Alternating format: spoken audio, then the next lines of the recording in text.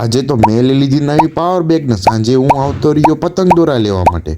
તો શું કે મિત્રો મોજમાં ને સ્વાગત છે તમારું મારા નવા મિની વ્લોગમાં. તો સવારમાં હું રેડી થઈ ગયો, નીકળી ગયો હસમુખના ઘરે કારણ કે બજારમાં જવાનું. તો હસમુખને લઈને હું હસમુખ બે નીકળી ગયા બજારમાં જવા માટે. બજારમાં જવાનું હતું પણ બાઇકમાં પેટ્રોલ ઓછું હતું એટલે અમે બે નીકળી ગયા પેલા પેટ્રોલ પુરાવા માટે. આવી ગયા મિત્રો પેટ્રોલ પંપે પેટ્રોલ પુરાવા માટે. પેટ્રોલ પુરાવીને અમે આવતા રહ્યા બજારમાં કારણ કે બજારમાંથી અમને એક નવો પરફ્યુમ લેવાનો હતો. તો આવતા રહ્યા અમે ભાઈબંધની પરફ્યુમની દુકાને. આ તમને જોઈએ એવા અંતર અને પરફ્યુમ મળી જશે. તો મેં હસમુખે બે લઈ લીધા સરખા અંતર. તો અંતર લઈને હું હસમુખ બે નીકળી ગયા બીજી દુકાને વસ્તુ લેવા માટે. તો આવતા રહ્યા હું હસમુખ બે જલારામ મોબાઈલમાં કારણ કે અહીંથી મારે પાવર બેગ લેવાનું હતું.